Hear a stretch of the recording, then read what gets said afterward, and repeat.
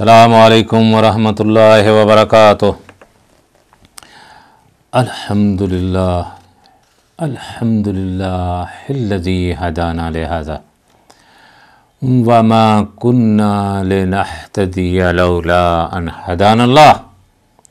अम्मा बाद फ़इन्न खैरल हदीस किताबुल्लाह व खैरल हदी हदी मुहम्मद सल्लल्लाहु अलैहि वसल्लम।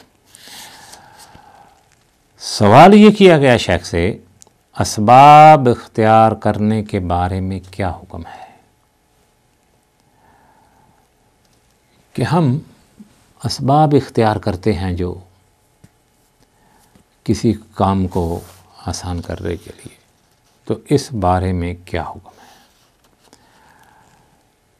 सबब जमा असबाब है।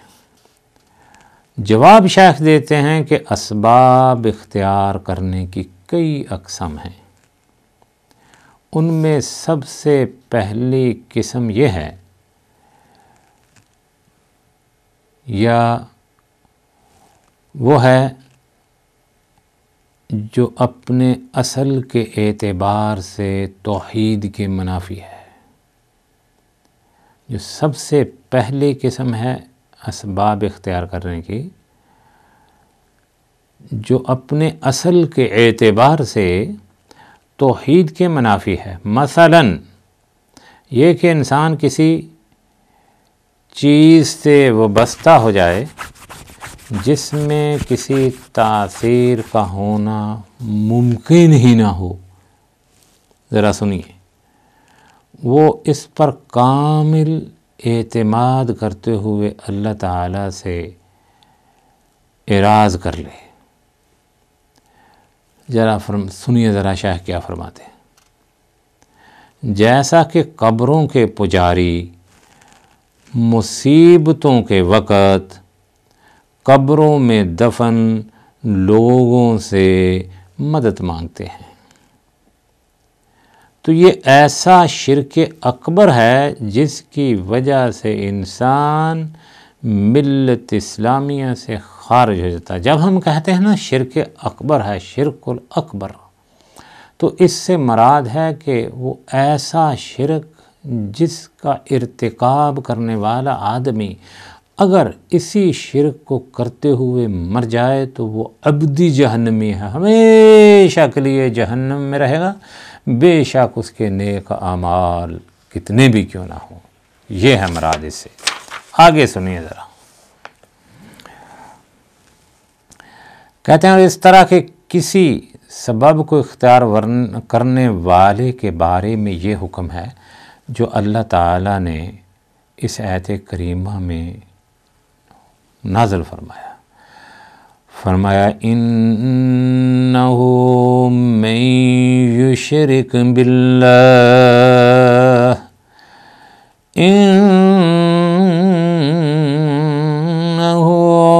मन युशरिक बिल्लाह फ़क़द हर्रमल्लाहु अलैहिल जन्नह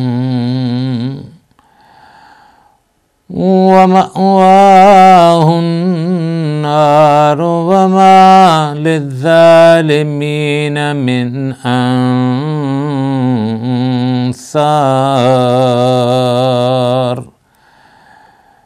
इन्नहु मन युशरिक बिल्लाह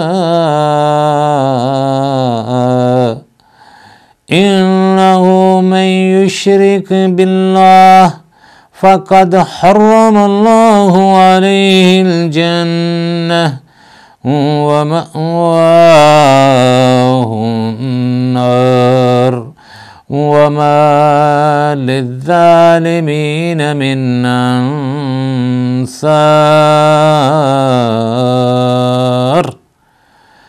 जो शख्स अल्लाह के साथ शरीक करेगा, अल्लाह उस पर बहिश्शत को हराम करार दे देगा और उसका ठिकाना दोज़ख है और ज़ालिमों का कोई मददगार नहीं होगा। शिर्क करने वाले को अल्लाह रब्बुल इज़्ज़त ने ज़ालिम फरमाया है।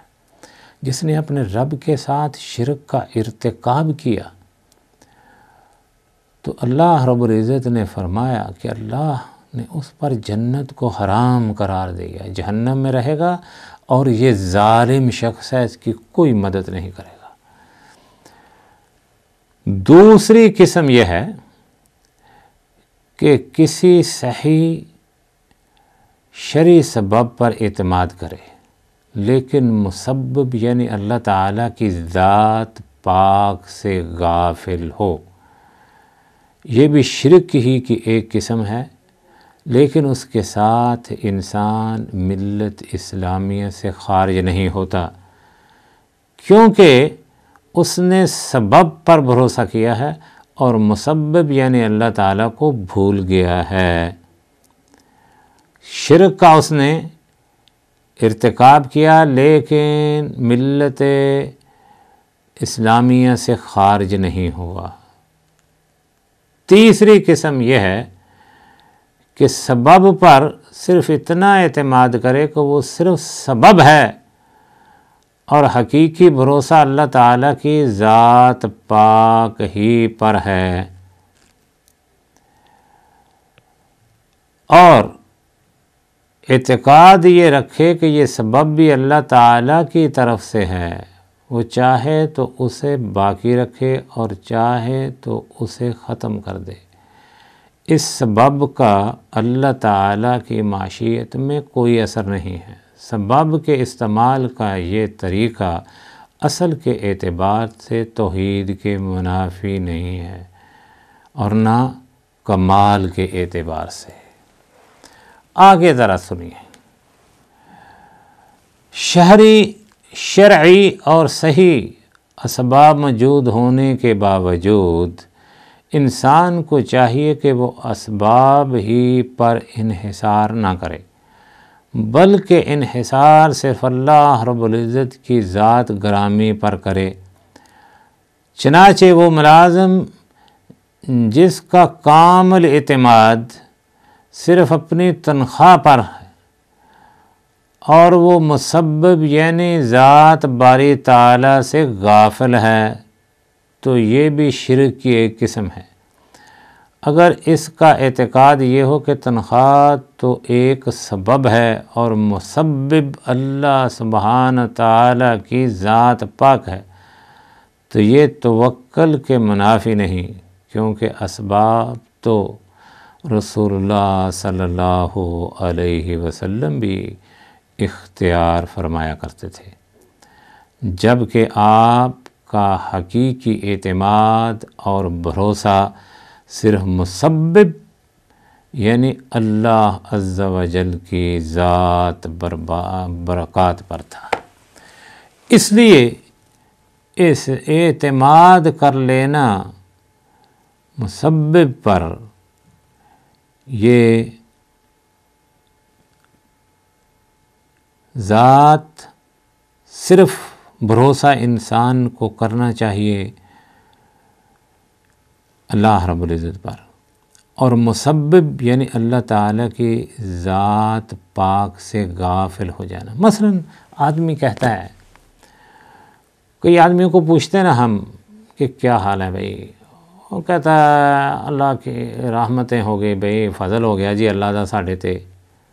اچھا جی، اولاد جوان ہو گئی ہے نا، تو سب لگ گئے نوکریاں یہ اعتماد ہے اولاد پر، اور جو اللہ رب العزت کی ذات ہے اس کو بھول گیا۔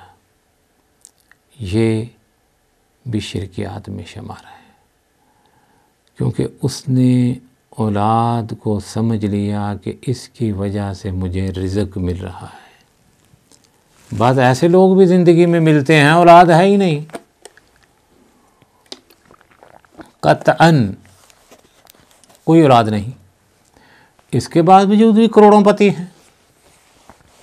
بعض لوگ اچھی ملازمت ملتے ہی فوراً اللہ کی ذات کو بھول جاتے ہیں اور سوچتے ہیں کہ یہ سارا کچھ اسی تنخواہ سے، اسی ملازمت سے ہے۔